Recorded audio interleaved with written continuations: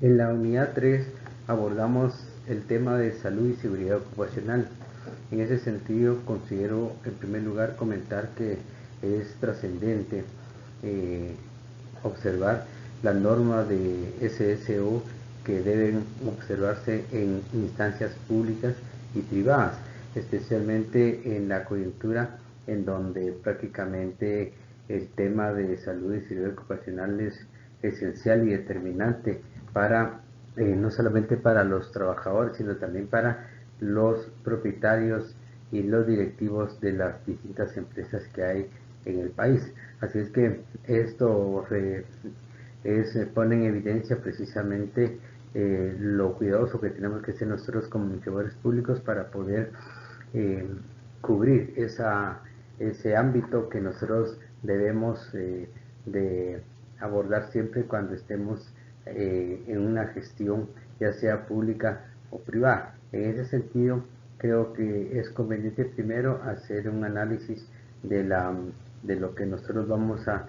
comprender como salud y seguridad ocupacional de acuerdo con la Organización Mundial de la Salud. Ya no estamos, posteriormente vamos también a recurrir a una aportación de tipo teórico, científico, como el caso de Chavenato, que vamos a ver también qué es para él SSO. Sin embargo, para la Organización Mundial de la Salud es una actividad multidisciplinaria dirigida a promover y proteger la salud de los trabajadores mediante la prevención y control de enfermedades, accidentes y eliminación de los factores y condiciones que ponen en peligro la salud y seguridad en el trabajo. Entonces, en ese sentido, la OMS tiene en cuenta dos aspectos fundamentales. Primero, dice que es una actividad multidisciplinaria dirigida a promover y proteger la salud de los trabajadores mediante acciones de prevención y control. En esta primera parte habla de una actividad multidisciplinaria. Esto quiere decir que cuando nosotros vayamos a elaborar un instrumento de desarrollo organizacional orientado a evitar y no poner en riesgo la salud y seguridad de los trabajadores y de los funcionarios y del personal en general de una empresa, es que debemos recurrir no solamente a un médico, sino tenemos que recurrir a un psicólogo, y tal vez depende del tamaño y la complejidad y los recursos de la institución, podemos hacer uso también de los conocimientos de otras áreas que consideramos básicas para poder garantizar nuestra misión como SSO. Entonces, al ser una actividad multidisciplinaria, nosotros vamos a cubrir no solamente el ámbito de salud propiamente de higiene, sino también, por ejemplo, en el tema de seguridad industrial. Esto es básico, especialmente que cuando la institución, por ejemplo, si estamos hablando de una institución como Caminos, por ejemplo, la que requiere una especialidad, no digamos en algunas otras unidades ejecutoras que se encargan, por ejemplo, de la construcción de edificios de salud pública, o en otro ámbito, por ejemplo en el ámbito deportivo, que también se requiere alguna especificación con respecto a las condiciones que debemos nosotros observar. Y también la conceptualización nos habla de que no solamente es el control de enfermedades y accidentes, sino también la prevención, que eso es también parte sustantiva del quehacer de SSO, las acciones mediante la prevención y reducir los márgenes de riesgo en función de la salvaguardia de la salud y seguridad de las personas. Además, procura generar y promover el trabajo seguro y sano, así como buenos ambientes y organización del trabajo, realizando el bienestar físico, mental, social de los trabajadores para respaldar el perfeccionamiento y el mantenimiento de las condiciones de trabajo, porque de esa manera vamos a habilitar trabajadores para que lleven vida social armónica y que también sean económicamente productivas, porque esto va a ayudar tanto a la empresa o a la institución como para su propio desarrollo integral, de tal manera que la salud ocupacional entonces vamos a vamos a comprender que permite su enriquecimiento humano y profesional en el trabajo de las propias personas que nos prestan los servicios. Así es que este tema es por demás muy importante para que la institución lleve a cabo su visión y su misión de acuerdo con lo planificado. En las próximas láminas vamos a hablar de algunos aspectos ya más particulares, pero en este caso, por favor, si nosotros observamos estas normas básicas de SSO, vamos a evitar algunos accidentes que personalmente yo, por ejemplo, me recuerdo que en una oportunidad fui invitado a inaugurar no a inaugurar, sino a revisar la construcción de un inmueble en un departamento del interior de la República y cuando el alcalde me invitó, pues él mismo nos llevó a conocer los distintos ámbitos porque estaba todavía en obra gris, en la etapa de obra gris esta construcción y nos hizo el favor pues de mostrarnos el grado de avance de la edificación. Lamentablemente, por cuestiones del destino, nos enteramos que a la semana, a 10 días, después de que nosotros hicimos la visita en esta cabecera departamental, él también llevó a cabo una supervisión de esta obra. Lamentablemente no tomó en cuenta algunos aspectos de seguridad industrial y lamentablemente él se tropezó en un área que estaban habían algunos hierros de algunas cuestiones expuestas y él al bajar la grada se tropezó y fue a dar un golpe en un dintel que estaba precisamente en la etapa gris porque no estaba repegado todavía y se golpeó la cabeza y lamentablemente en ese momento falleció porque hubo una hemorragia interna de tipo cerebral y cuando llegaron los bomberos pues ya había fallecido este señor alcalde y con él todas las esperanzas de su familia y del pueblo. Pero ¿por qué se tuvo ese desenlace? Lamentablemente porque nevaba casco. Imagínense, una cuestión tal vez es tan insignificante, pero que es determinante en un accidente. Guatemala perdió un buen alcalde en ese sentido simplemente por no llegar a una norma básica de seguridad como es que cuando se visita este tipo de edificaciones en esas etapas deben observar esas normas mínimas de tener su casco de protección. Así es que esa anécdota es real, pues es algo que yo viví lamentablemente y se perdió un gran amigo. Gracias. Ya una vez conocida la conceptualización que se hace de SSO desde el punto de vista institucional, en este caso la OMS, vamos a analizar la aportación de Chavenato, que nos habla precisamente de los programas de salud y seguridad ocupacional. Entonces nos dice Chavenato, los programas de seguridad y de salud constituyen algunas de estas actividades paralelas importantes para el mantenimiento de las condiciones físicas y psicológicas del personal. Esto, por favor, quisiera que lo analizáramos despacio porque tiene mucho significado este aporte de Chavenato. Dice, los programas de seguridad y salud constituyen algunas de las actividades paralelas importantes para el mantenimiento de las condiciones físicas y psicológicas del personal. Esto nos hace recordar nuevamente los aportes de autores como Robert Owen, Maslow, Robert White, que habló precisamente no solamente de las condiciones que debemos guardar nosotros para que la empresa tenga una productividad tal que le permita sobrepasar incluso los estándares y los proyectos de producción definidos por la superioridad. En ese sentido, además de esa productividad que nosotros impulsamos para que los trabajadores alcancen estas metas, también es conveniente que paralelamente nosotros también estemos buscando la realización de las personas, de los trabajadores, que se sientan motivados y que se sientan satisfechos de lograr sus metas personales, tanto para ellos, sino para el bienestar de su familia. Y aquí Chavenato nos habla de condiciones físicas y psicológicas. el tema de aspecto psicológico es también muy conveniente tomarlo, porque aquí nosotros hablamos, en otras palabras, del desarrollo integral de los trabajadores. Y esto, en otras palabras, es como brindarle al trabajador un clima organizacional que lo haga sentirse a gusto y plenamente realizado cuando lleva a cabo su labor. Y en ese sentido, ese es uno de los propósitos de los programas de seguridad y salud.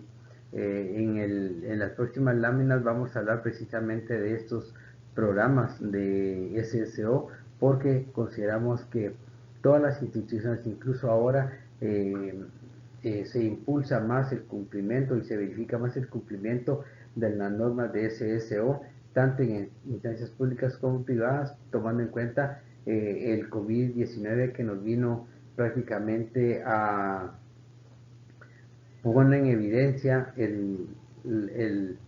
abandono que ha tenido el sistema de salud en Guatemala, ya que por muchos años los gobiernos le han dado un papel marginal, no solamente a las condiciones laborales de los trabajadores de la administración pública, sino también a la salud de los guatemaltecos y guatemaltecas. Por eso es que vemos ahora el sistema de salud colapsado. Estaba colapsado desde hace tiempo, pues, pero con esto vino a evidenciar realmente lo vulnerable que es el tema de salud y el desprecio que le han dado las autoridades de turno a este ámbito tan importante. Aquí en la imagen de los Simpson, por ejemplo, habla de que también es el resguardo de algunas herramientas de trabajo que son prácticamente irreparables. Y eso se refiere a la mano, pues, porque muchos de los instrumentos básicos primarios que inventó el hombre para llevar a cabo o facilitar su trabajo es precisamente la mano. Muchos instrumentos como el machete, el asadón, la guadaña, la hoz, el martillo, esas herramientas se constituyen prácticamente una extensión de los miembros superiores e inferiores de la persona. Entonces estas herramientas son irreparables, porque póngale con la amputación de una mano, de dedos, aunque se le ponga prótesis, no es lo mismo. De tal forma que en ese sentido nosotros consideramos que hoy más que nunca tenemos que cumplir con los requerimientos. Yo tengo memoria, por ejemplo, que los contralores de cuentas, cuando llegan a una institución a hacer su auditoría de presupuesto, por ejemplo, cada año, o incluso cuando son algunas auditorías concurrentes, y puede ser algunos exámenes especiales de auditoría, en donde lo primero que le piden al funcionario encargado, designado por el despacho ministerial, es, por ejemplo, que todas las instituciones, incluyendo municipalidades, deben contar con el plan estratégico. Si es una institución pública, digamos tipo ministerio, debe contar siempre con su plan estratégico, que deriva de ahí, de ese plan estratégico institucional, el PEI. Se generan otros instrumentos de desarrollo institucional, como por ejemplo el manual de organización y funciones, el manual de normas y procedimientos, y dentro de esos instrumentos, sin duda alguna, ahora están solicitando, desde antes de la pandemia lo estaban haciendo, pero ahora es mucho más coercitivo y constante la exigencia de que todas las instituciones deben contar con un manual de salud y seguridad ocupacional. Y en el caso de las municipalidades también yo recuerdo que ya la Contraloría General de Cuentas estaba exigiendo la existencia de un manual de SSO para los gobiernos locales, tomando en cuenta precisamente que hay muchos accidentes que han ocurrido que perfectamente se pudieron evitar si en dado caso se hubiera tenido un normativo relacionado con salud y seguridad ocupacional. Entonces, además de que es nuestra función y nuestra conciencia de proteger al trabajador, sino ahora también es una exigencia que está planteando la Contraloría General de Cuentas, porque anteriormente era el Ministerio de Salud que exigía esto, la existencia de esos instrumentos, y también el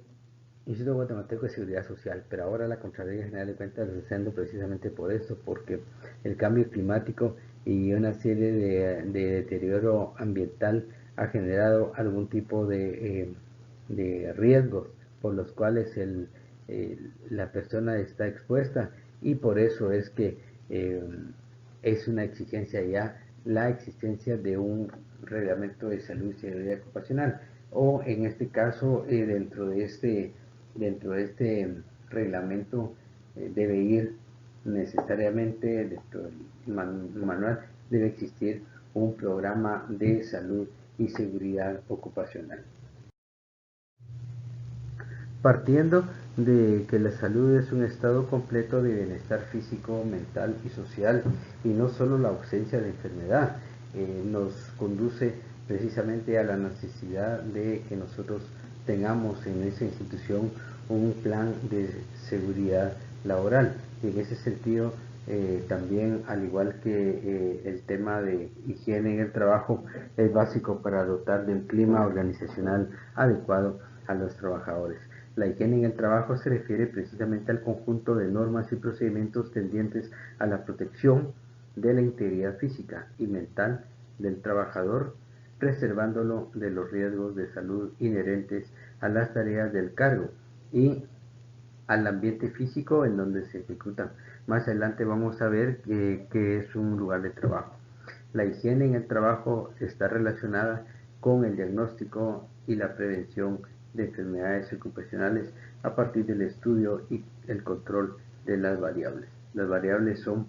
precisamente el hombre y su ambiente del trabajo. El hombre y su ambiente de trabajo. Estas son la importancia precisamente de contar con normas de salud y seguridad ocupacional, porque esto tiene mucha relación con el tema de las enfermedades ocupacionales. Ustedes se han dado cuenta que últimamente incluso el Instituto Guatemalteco de Seguridad Social, además de contar con pues, las unidades de prestaciones, el dinero, prestaciones sociales, también hay una instancia que se refiere a cuando una persona tiene algún impedimento que no necesariamente sea por la edad, sino por invalidez, por pérdida de algún miembro o alguna extremidad. Esto precisamente se hace en función precisamente de que los trabajadores deben por todos los medios tener algún tipo de respaldo que le ayude a reducir ese margen, esa vulnerabilidad, ese riesgo en que está sometido cuando lleva a cabo su trabajo. En ese sentido, todas estas condiciones deben estar comprendidas en el plan de seguridad laboral. Por ello, vamos ahora a ver la estructura de este plan, porque consideramos que es básico para que nosotros lo conozcamos como profesionales de administración pública. Dice, un plan organizado incluye la prestación no solo de servicios médicos, sino también de enfermería y de primeros auxilios, en tiempo total o parcial, según el tamaño de la empresa. Incluso últimamente hay los cuerpos de bomberos en Guatemala ya están implementando algunas carreras relacionadas con este ámbito. Por ejemplo, ahora hay bomberos que ya no se están graduando precisamente como bomberos como usualmente nosotros conocíamos, sino ahora son paramédicos, porque precisamente dadas las exigencias y la diversidad de atención que ellos brindan a la población, estas cada vez tienen unas características muy especiales que exigen que la persona, el socorrista, ya no sea solamente con una capacitación, sino ya que fuera un proceso de formación, como es el caso de la preparación de un paramédico, que ya significa incluso una intervención oportuna de un paramédico, puede incluso salvarle la vida a un trabajador. Esta es la primera explicación que se tiene sobre la relevancia de un plan organizado. Entonces, un plan de seguridad laboral es un plan organizado que está orientado precisamente a no solamente prestar servicios médicos, sino también servicios de enfermería y de primeros auxilios. Luego, como numeral 2, tenemos servicios médicos adecuados. Aquí sí, abarcan dispensarios de emergencia y de primeros auxilios si es necesario. Luego vamos a pasar a la otra lámina donde ya precisamente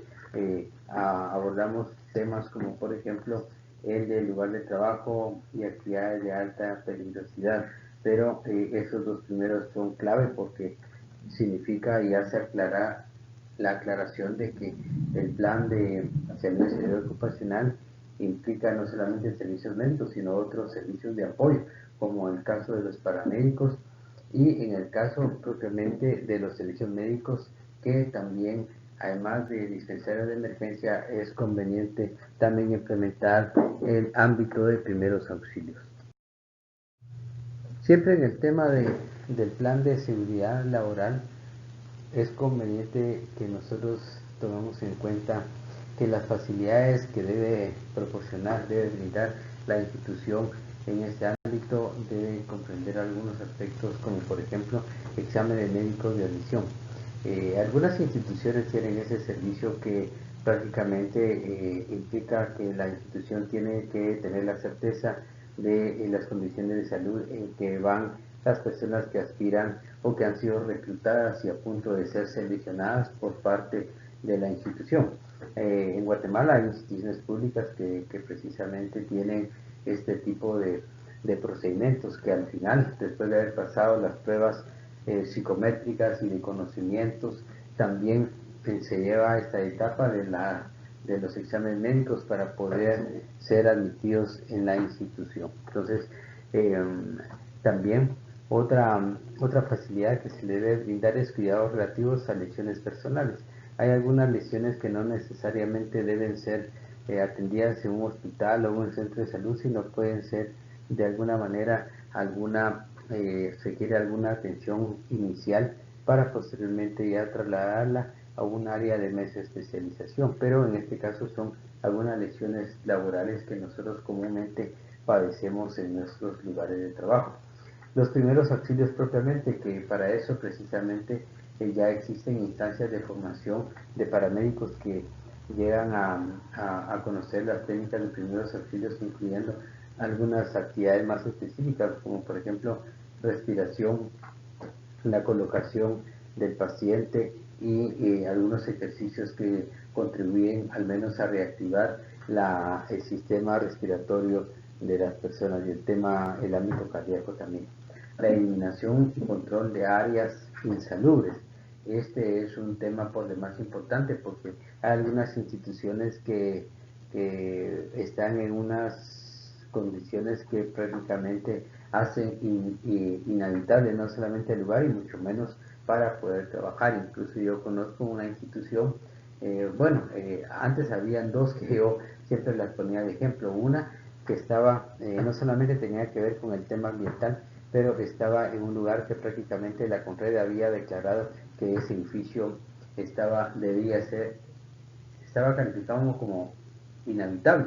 y sin embargo una institución del Estado estaba funcionando en ese lugar inhabitable por la CONRED. Eso es algo, es algo que solo en Guatemala pasa, ¿verdad? Pero sí hubo un buen tiempo en que esta institución funcionó en ese lugar que no era un alto riesgo trabajar en ese lugar. Luego, registros médicos adecuados. Por ejemplo, aquí es conveniente también que las personas tengan su récord en el ámbito médico en la respectiva institución, porque eso sirve precisamente para llevar el control del récord de salud de los trabajadores. Con respecto a la eliminación y control de áreas insalubres, yo quisiera también comentar que lamentablemente hay unas instituciones que tienen lugares de trabajo en áreas insalubres. Por ejemplo, yo tengo conocimiento de una institución que ya después del mediodía hay unos olores pero tremendos en esa institución porque lamentablemente tiene algunas dependencias funcionando en el sótano. Y esto después del mediodía, miren, es algo que atenta contra la salud de las personas, porque no hay una ventilación adecuada, no hay una iluminación adecuada, y esto está cubierto o sustituido por un sistema de aire acondicionado, porque usar en el aire acondicionado en estos momentos de pandemia, por ejemplo, es un suicidio. llevar a un grupo de personas a trabajar en condiciones que no hay ventilación natural, no hay iluminación y al contrario tienen aire acondicionado. Esto viene a ser un caldo de cultivo para la proliferación, en este caso, de los virus, pues, ¿verdad? Y de bacterias. Así es que eso lamentablemente aún pasa en la administración pública. También la supervisión en cuanto a higiene y salud es otro aspecto que nosotros debemos velar porque la institución proporcione estos servicios que garanticen una sostenibilidad en cuanto a la salud de las personas. Relaciones éticas y de cooperación con la familia. Aquí ya son aspectos de bienestar de la familia que nosotros consideramos que también es básico para mantener esa armonía también familiar, porque una familia un trabajador que tenga problemas familiares, muchas veces como que si al trabajo, al lugar de trabajo, llevan los problemas familiares y se vuelve un problema serio, o al contrario, que trabajadores llevan los problemas del trabajo a su casa y ahí se vuelve un gran problema. Así es que mientras tengamos eh, cubrir esas necesidades de los trabajadores es mucho mejor. La utilización de hospitales de buena categoría es algo que nosotros siempre hemos aspirado en Guatemala, pero lamentablemente el tema de salud en Guatemala, al igual que las condiciones laborales, la regulación de las condiciones laborales, como hablamos en la clase anterior en el tema del servicio civil en Guatemala, tanto la salud como la educación y las condiciones laborales que se refieren al ser humano, al guatemalteco, a la guatemalteca, que a través de la venta de su fuerza de trabajo logra construir una Guatemala próspera, lamentablemente han sido vistos con una importancia marginal y hasta con desprecio por parte de las autoridades gubernamentales y legislativas, porque si fuese lo contrario, ya tuviéramos una ley mucho más moderna que logre evitar lo que nosotros hemos visto, la proliferación de pactos colectivos. Hay instituciones que tienen hasta 60 sindicatos, por ejemplo, ¿verdad?, con el ánimo de suscribir pactos colectivos, que son condiciones de trabajo que bien pueden regularse por parte de una ley. Así es que ese es precisamente parte de lo que lamentablemente nosotros heredamos de un gobierno de tipo neoliberal. Luego, exámenes médicos y de revisión constante. Esos exámenes médicos también son básicos porque mientras nosotros tengamos, por ejemplo, una pequeña unidad de salud, depende del tamaño de los trabajadores que integran la institución, pero contar con un servicio de médico para chequeos y revisiones del estado de salud de los trabajadores es vital. Incluso repercute en la economía de la institución. Aquí es donde vemos nosotros la economía empresarial, la economía de la empresa.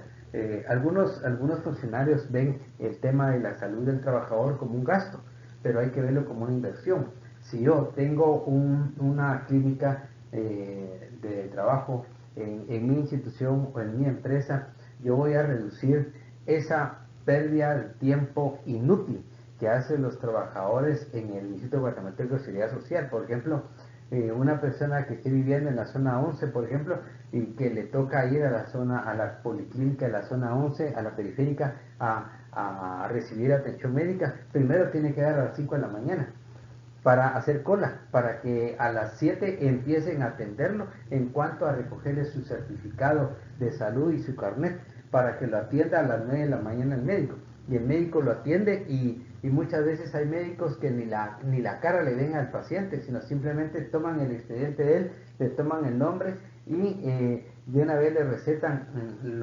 la medicina que ellos sistemáticamente solicitan, pero si no le dice el paciente que tiene tal dolencia, el médico prácticamente solamente lo recibe, le da su receta y ni le habló, ni siquiera le dio la cara, y a los 10 minutos ya va para afuera el paciente. Esa no es una atención de un sistema de seguro social. Y bueno, eso llevamos a las 9 de la mañana. Va saliendo como a las 11 de la mañana de la clínica. Y luego se va, con su receta se va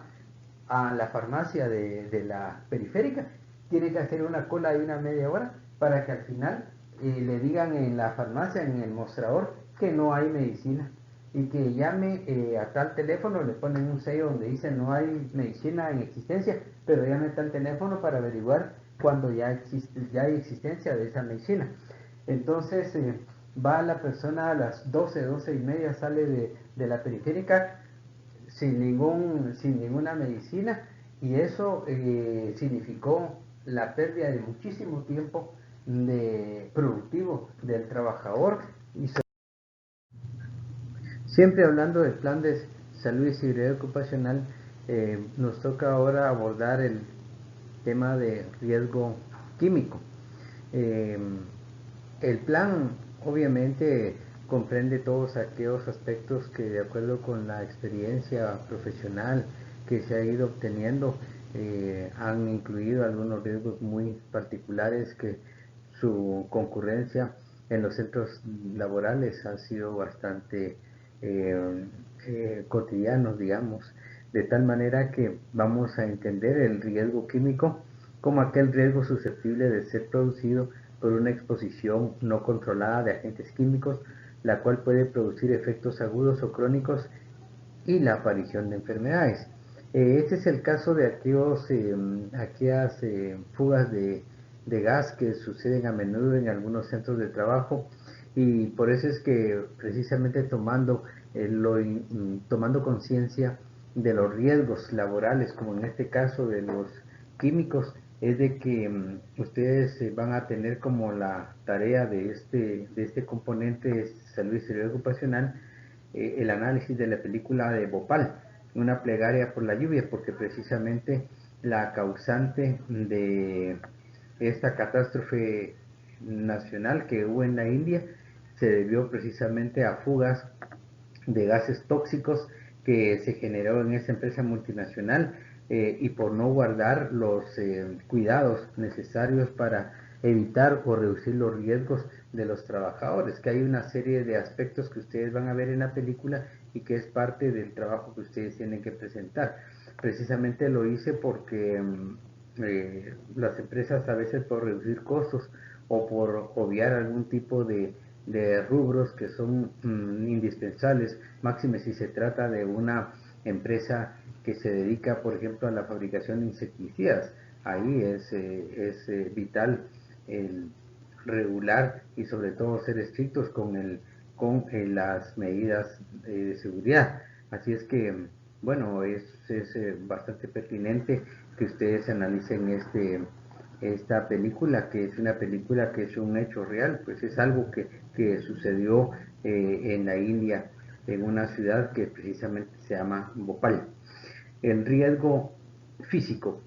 Este es un agente, un factor o una circunstancia que puede causar daño con o sin contacto. O sea, esa relación que puede haber, que no necesariamente usted tiene que estar en contacto con la persona, sino puede ser otros medios para que usted esté en riesgo. Pueden clasificarse de todo tipo. Pueden ser riesgos propiamente laborales, eh, físico-laborales o físico-ambientales. Los riesgos físicos incluyen riesgos ergonómicos, radiación, estrés por calor, por frío, riesgo de vibración, riesgos de ruido también. En este caso yo me pongo a pensar mucho que está sucediendo últimamente en las oficinas del sector público de aquel riesgo no recuerdo cómo le llaman cuando las personas están manejando computadoras muchísimo tiempo. Las secretarias, por ejemplo, tienen esa situación que con la manipulación de la máquina de escribir llega un momento en que tienen ese mal, y uno profesional también, y los digitadores, por ejemplo, de call center tienen el riesgo de padecer, no me recuerdo cómo se llama esa enfermedad, que es por la utilización del mouse a determinada altura, y esa fuerza, esa tensión que se le da a la mano provoca esta enfermedad. Y no digamos, por ejemplo, nosotros que tenemos necesidad de contratar personal para transporte, por ejemplo, si usted no le da un mantenimiento adecuado a los equipos de transporte, a los vehículos, a los buses, a las camionetas, a los pick-ups, se pone en riesgo físico e incluso la integridad física y la vida de las personas que conducen los vehículos. Entonces son riesgos de todo tipo que tienen que ver precisamente con esta clasificación, con esta clase de riesgo. Así es que esto es muy delicado y por eso es que ustedes tienen que, como administradores públicos, tienen que tomar en cuenta el mantenimiento adecuado y el tipo de, de cuidados que se debe tener en el caso de tener en un momento dado algún tipo de alarma del riesgo de un grupo de personas que laboren en su institución. El riesgo biológico también se menciona aquí, que son parte de amenaza de la salud. Consiste en la presencia de un organismo o de la sustancia derivada de un organismo que plantea, sobre todo, una amenaza a la salud humana. Esto puede incluir residuos sanitarios, muestras de un microorganismo, virus o toxina de una fuente biológica que puede resultar patógena. Esto más que todo se refiere, por ejemplo, en el caso actual del coronavirus, el tema de llevar todos los protocolos necesarios para resguardo de la salud, no solamente de los trabajadores, sino las personas que visitan las instituciones, es precisamente que ahora más que nunca hay una serie de restricciones y de cuidados para mantener en la medida de lo posible muy bajos riesgos biológicos, porque el tema viral es algo que precisamente se da por los descuidos que se tienen muchas veces, así como el manejo y esto más que todo, compañeros y compañeras, se da en el caso del ámbito municipal. Eh, el, un talón de Aquiles que tienen todas las municipalidades del mundo, pues, pero en Guatemala obviamente es el tema del manejo de los desechos, que esto pone en riesgos no solamente a las personas que viven en las comunidades cercanas a donde están los residuos de desechos eh, de las ciudades, sino también con los propios trabajadores que prácticamente están muy expuestos a esto. Por eso es que el plan de aseo municipal, que es un proyecto que debe existir en todas las municipalidades, es algo no solamente la recolección de basura en sí, sino el tratamiento de esta basura. Y ese es un tema que en las municipalidades tiene una importancia muy evidente, precisamente porque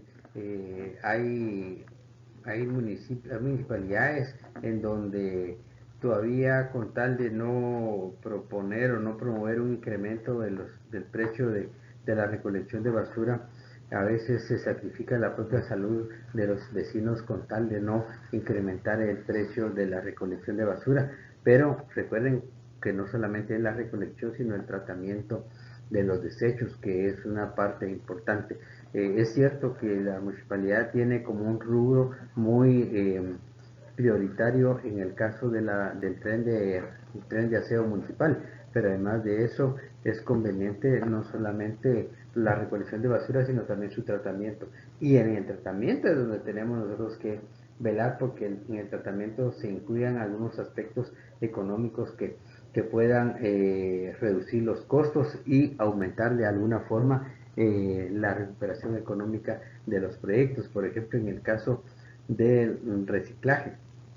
que hay proyectos de tratamiento de desechos sólidos que van conjuntamente, van paralelos con la implantación de algunos proyectos de reciclaje que bien se pueden utilizar precisamente para compensar un tanto los costos que significa el propio tratamiento de los desechos. Así es que este rubro, por favor, tomémoslo muy en cuenta, porque los tres riesgos físicos, biológicos y químicos también están presentes en la cotidianidad de la administración, y no solamente de la metrópoli, sino de la administración en general, tomando en cuenta precisamente en los actuales momentos el tema de la pandemia del virus, pero los casos que van a ver ustedes en la película Bhopal va a ser indiscutible la importancia de ser estrictos en velar por que se eviten los riesgos de este tipo para nuestros colaboradores. El tema de servicios adicionales que está en, en la teoría de salud y seguridad ocupacional algo que es conveniente ponerle mucha atención es los planes de prestaciones sociales. En algunas empresas e incluso en las administraciones públicas, no solamente del organismo ejecutivo, el organismo judicial, el organismo legislativo, sino incluso algunas empresas, algunas instituciones descentralizadas autónomas tienen sus propios planes de prestaciones, sus propios planes de retiro, o en el caso del gobierno central, del sector público guatemalteco, que se llama Sistema de Clases Pasivas Civiles del Estado. Y esto es algo esencial porque constituye la última fase del ciclo de la administración de recursos humanos. Recuerden ustedes que nosotros iniciamos ese ciclo con el reclutamiento y selección. Posteriormente tenemos el desarrollo, formación y capacitación de las personas, y de último la tercera, que es los sistemas de retiro. En esos sistemas de retiro, por ejemplo, en el caso de la Administración Pública Guatemalteca, hay una diversidad de programas de ese tipo, pero hablamos del grueso del sector público guatemalteco, que son los ministerios de Estado, que están regulados por la ley de clases pasivas civiles del Estado, en donde se define claramente que algunas instituciones del sector público pueden implementar sus propias formas, sus propias acciones de seguridad laboral, de prestaciones sociales y prestaciones económicas, y también la ley deja en libertad a las instituciones autónomas para hacerlo. En el caso de algunas instituciones, por ejemplo, que le plantean a los trabajadores que tienen ellos la decisión, pueden tomar ellos de manera voluntaria acogerse a un plan, al sistema de fondo de pensiones de la institución, o bien pueden tomar la decisión de incorporarse a la ley de clases pasivas civiles del Estado de algunas instituciones públicas. Por ejemplo, hay trabajadores que toman esa decisión de incorporarse, de tributar o de no tributar a una institución. Así es que eso se da en los casos del sector público, especialmente del gobierno central. Eh, las municipalidades tienen ese programa de prestaciones eh, del, del fondo de pensiones de la municipalidad. En el caso de la Universidad de San Carlos, por ejemplo, está el plan de prestaciones de los trabajadores de la Universidad de San Carlos, que tienen su propia reglamentación, tienen su propia forma de gobierno. Obviamente tienen que estar aprobadas por las autoridades máximas de la institución. En el caso de la municipalidad, tienen su plan de prestaciones del empleado municipal. En el caso de la Universidad de San Carlos, la máxima autoridad precisamente es el Consejo Superior Universitario, que designa a una junta administradora de plan de prestaciones, que se encarga de tomar las decisiones de tipo institucional, y está el director ejecutivo, el secretario ejecutivo del plan de prestaciones, que se encarga de ejecutar lo decidido por la junta administradora del plan de prestaciones. Y esto es algo, por favor, quisiera que le pusiéramos mucho interés, porque lamentablemente algunas autoridades que participan como a nivel de conducción de estos planes de prestaciones, toman decisiones que prácticamente ponen en riesgo el propio futuro de estos planes. En el caso de la Unidad de San Carlos, que yo conozco muy de cerca, fui presidente de la Junta Administradora del Plan de Prestaciones. eh, Sin embargo, afortunadamente, yo creo que en este caso, en estas experiencias, es mejor tomar algunas decisiones, tal vez si se quiere, hasta un poco conservadoras, pero yo creo que es mejor nosotros sujetarnos a la técnica y a la ciencia que nos recomiendan algunas posiciones antes de tomar decisiones, porque es el manejo de mucho dinero. En el caso del plan de prestaciones de la Universidad de San Carlos, actualmente ya casi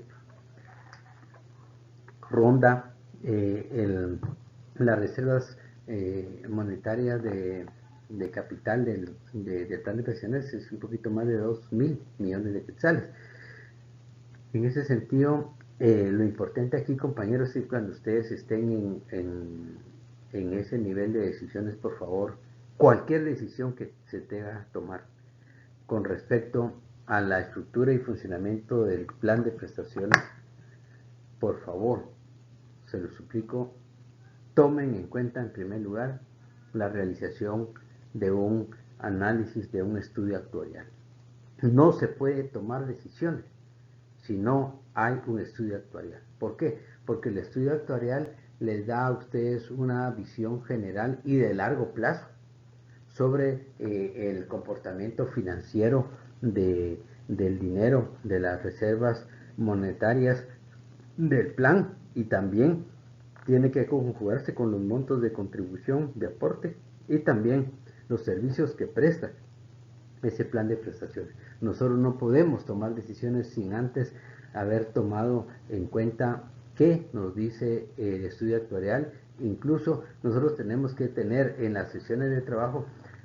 cuando se van a tomar decisiones trascendentales, por favor, tenemos que tener la presencia de nuestro asesor en el tema de estudios actuariales, nuestro actuario. ¿Por qué? Porque precisamente cualquier decisión que tomemos va a tener repercusiones en la rentabilidad y en la sostenibilidad de nuestro plan de prestaciones. Por favor, lamentablemente la propia Universidad de San Carlos, los funcionarios, un grupo de funcionarios que estuvo en las épocas pasadas, lamentablemente tomaron decisiones, pienso yo, criminales, porque estuvieron alejadas no solamente toda la técnica, sino sobre aspectos de tipo legal, y prácticamente hicieron colapsar el plan de prestaciones. Y muchos trabajadores estuvieron en riesgo en el sentido de que perdieran todos sus aportes que han realizado durante toda su vida laboral. De tal forma que afortunadamente la universidad reaccionó de una manera importante, y por eso es que el colapso pues tuvo incidencias, pero al final creo que no fue tan fuerte el impacto negativo hacia las personas miembros del plan de prestaciones. Pero si no hubiera sido por eso, y lamentablemente no se dedujeron responsabilidades, porque ahí debió haberse deducido responsabilidades penales para las personas que tomaron decisiones de manera arbitraria, y como les digo, puede ser hasta figuras criminales. En el caso de, del gobierno de la República, por ejemplo, antes de tomar decisiones con respecto a modificar aportes, modificar prestaciones, montos de pensiones, algún tipo de modificaciones que se haga sobre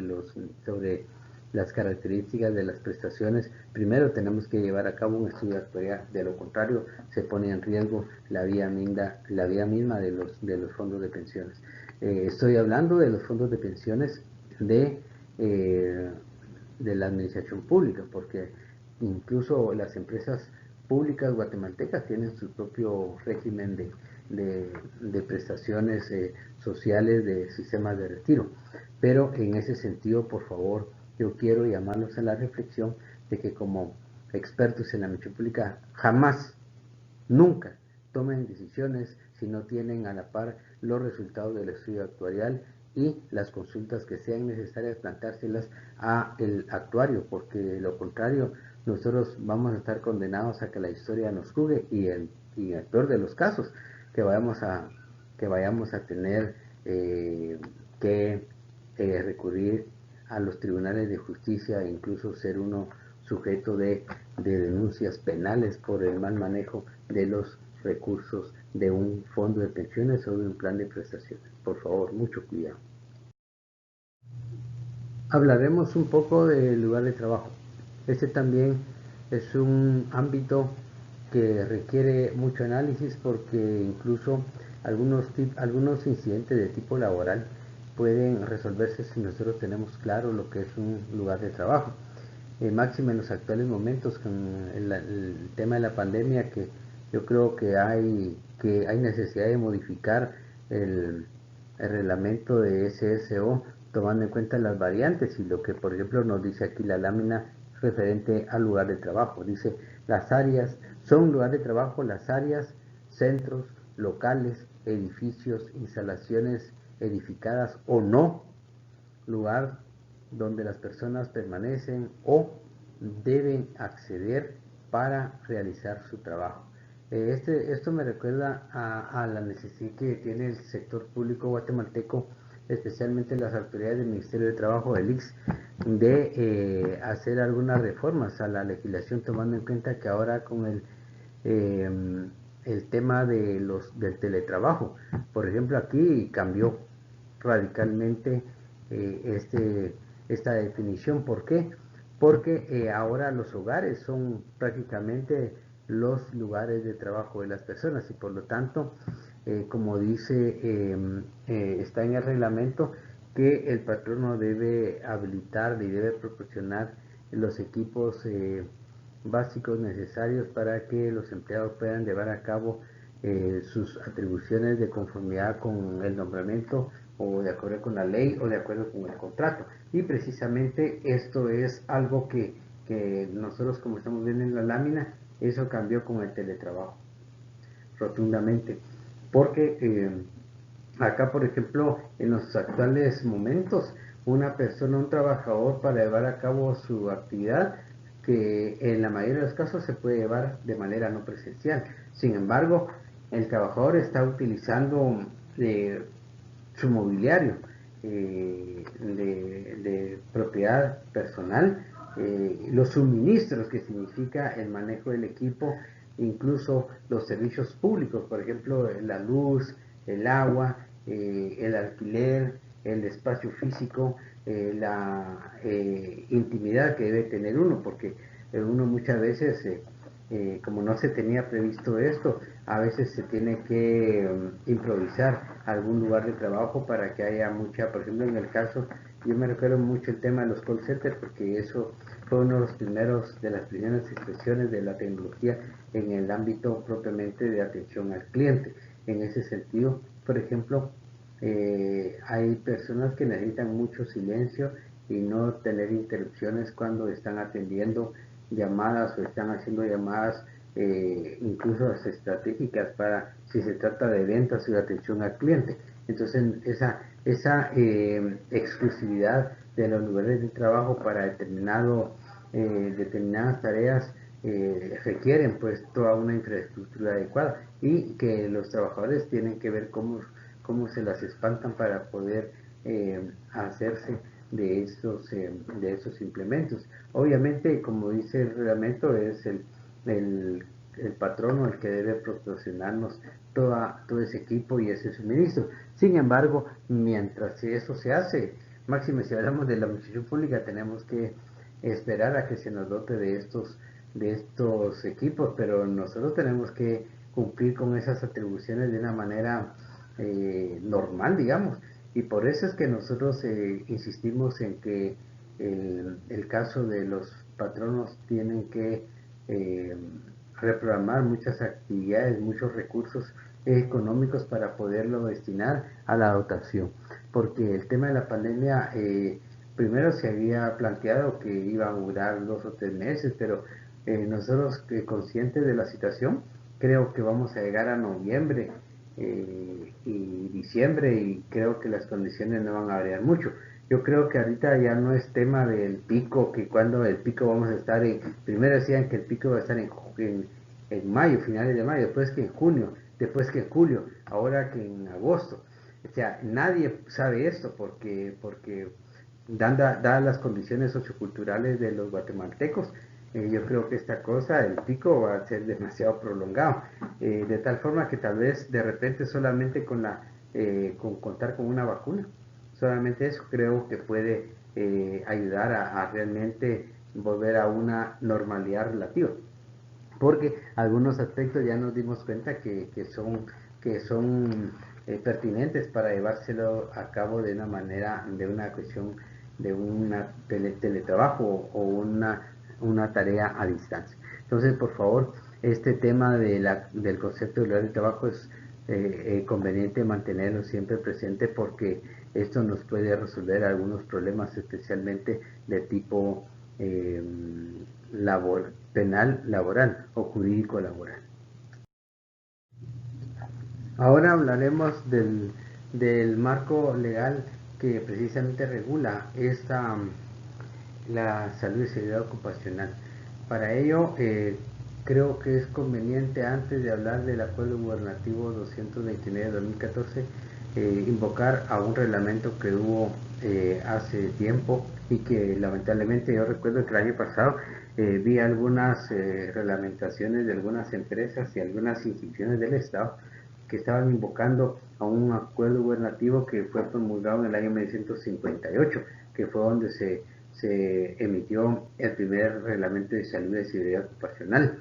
Y en ese sentido, pues me preocupó porque realmente hay que tener mucho cuidado con el manejo del marco legal que sea actualizado. En este caso, por favor, el que está en vigencia es el 229 de 2014, que se refiere precisamente a reglamentar este ámbito de salud y seguridad ocupacional, incluyendo las reformas del año 2015, el 33 de 2015, que inició su vigencia el 5 de febrero del año 2016. En ese sentido, vamos a hablar del objeto del acuerdo gubernativo, que precisamente es el que le da vida a todas estas regulaciones que nosotros hemos estado desarrollando. Ese ya es la versión pública, la ley que rige toda vez que tenemos una ley de carácter público, es que es de aplicación en todo el territorio guatemalteco. La lámina nos dice el objeto del acuerdo gubernativo 229 de 2014 es regular las condiciones generales de salud y seguridad ocupacional en que deben ejecutar sus labores los trabajadores de patronos privados del Estado, de las municipalidades y de las instituciones autónomas, con el fin de proteger la vida, la salud y la integridad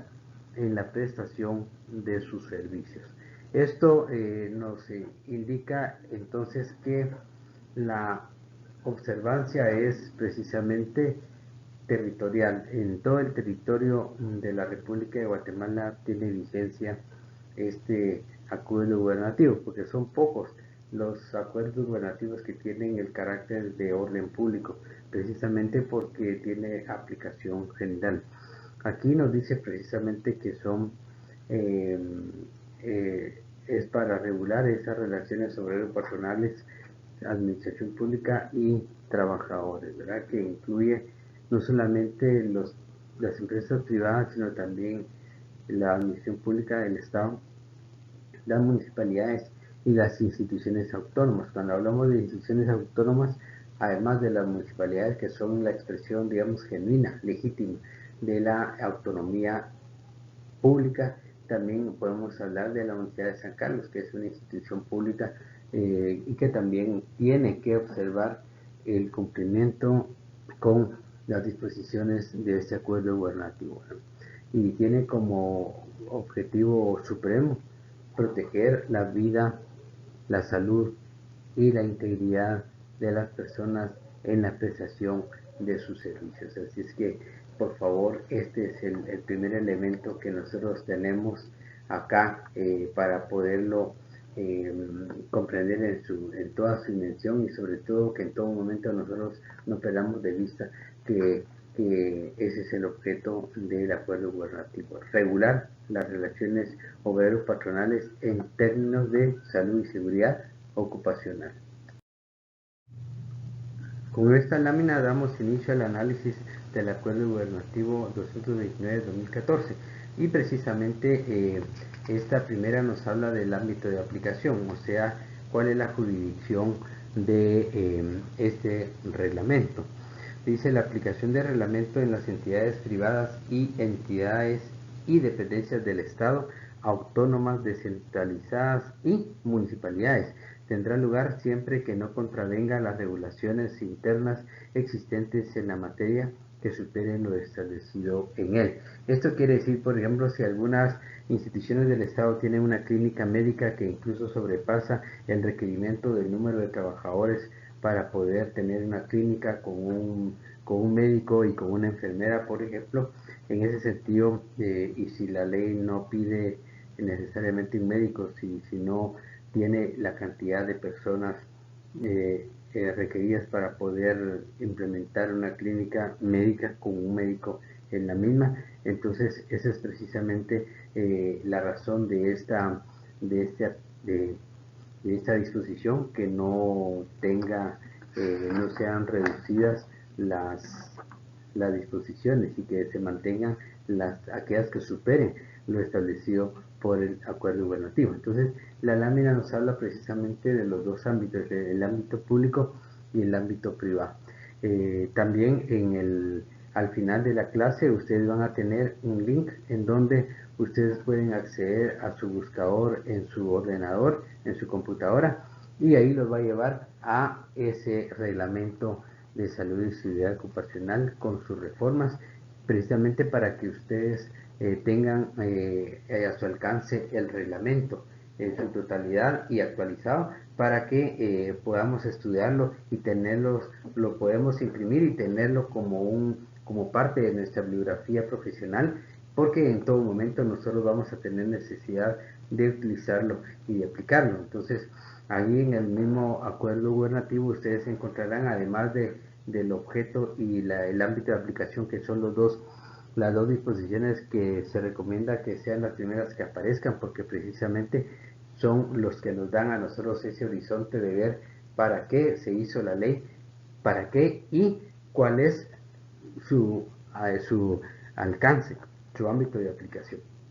Así es que ustedes van a encontrar en el reglamento las obligaciones de los patronos, las prohibiciones de los patronos, luego las obligaciones de los trabajadores y las prohibiciones de los trabajadores, que también aquí no solamente es como cualquier disposición legal en términos laborales, por ejemplo, o para regular algún determinado interés de la ciudadanía. Nosotros siempre tenemos que pensar en que tenemos derechos, pero también tenemos obligaciones. Igual, en el ámbito de salud y seguridad ocupacional, la empresa privada o la empresa contratante siempre tiene derechos y obligaciones. Lo mismo los trabajadores tienen derechos y obligaciones, y por lo tanto tienen que estar literalmente y claramente, objetivamente establecidos en el cuerpo legal correspondiente. Así que además de las obligaciones y prohibiciones de los trabajadores, también nos habla de las organizaciones de salud y seguridad ocupacional, que es algo que es clave para cumplir con la legislación. También otro aspecto ahí que está en el reglamento es el de las sanciones, que también hay que procurar tomar en cuenta esto, porque de lo contrario vamos a tener algunas sorpresas un poquito desagradables por no cumplir con la ley. No obstante, estando claro en el reglamento lo que hay que hacer, pero ustedes hacen algo distinto, entonces ya tienen problemas de tipo administrativo y posiblemente penal. Por ejemplo, si hay alguna cuestión ya muy seria de que salgan víctimas de la no observancia de estas regulaciones, pueden haber esas responsabilidades de tipo penal. De igual manera, se estará viendo el contenido, por ejemplo, de los botiquines y las siguientes, la clasificación de los accidentes, los contenidos del botiquín de primeros auxilios, y también el tema de algunos aspectos que a veces no se le toma en cuenta porque lo toman como algo innecesario, pero simplemente regular el número de inodoros que van a haber en el lugar de trabajo también es importante, para que garantizarle a nuestros compañeros trabajadores que se va a observar lo dispuesto por la ley. También el perfil, por ejemplo, de los monitores de salud y seguridad ocupacional, que cada vez creo que es más exigente este tema. Si nosotros vemos actualmente, el Ministerio de Salud Pública acaba de emitir algunas disposiciones muy recientemente relacionadas con salud y seguridad ocupacional, pero por cuestiones de tiempo es que no los podemos abordar, pero que en todo momento yo creo que es conveniente. Por ejemplo, el 27 de julio, que fueron de los últimas resoluciones, acuerdos ministeriales por el Ministerio de Salud Pública. Por ejemplo, el acuerdo ministerial 189 del 2020 del 27 de julio de este año habla sobre el procedimiento de la adquisición de bienes y servicios para importación por razones del coronavirus. Por ejemplo, esa disposición se recién acaba de salir, pero tal vez no tiene una relación directa con salud y salud ocupacional, pero siempre es bueno tomarla en cuenta. ¿Por qué? Porque aquí nos habla de que se aprueba un procedimiento para la adquisición de bienes y servicios que están orientados a atender el tema de la pandemia COVID-19. Entonces tenemos que estar al tanto de esto porque son procedimientos que tenemos que observar. Lo mismo el acuerdo ministerial 188-2020 del 27 de julio habla sobre aprobar el pago único de beneficio económico adicional a los honorarios del personal por contrato, que es la implantación de un bono de riesgo de 863 quetzales con 25 centavos, que son de las últimas disposiciones del Ministerio de Salud Pública. Así es que en ese sentido creo que ustedes necesariamente van a tener que aquí está, de una vez se los voy a señalar porque este es el link para poder acceder a este acuerdo gubernativo. Así es que yo con eso me quedaría acá. Solamente vamos a pasar a la siguiente lámina y podemos hablar ahora de tal vez algunos comentarios, algunos puntos de vista que se generen en la discusión para que tengamos nosotros en todo momento ese interés en el ámbito de salud y seguridad ocupacional.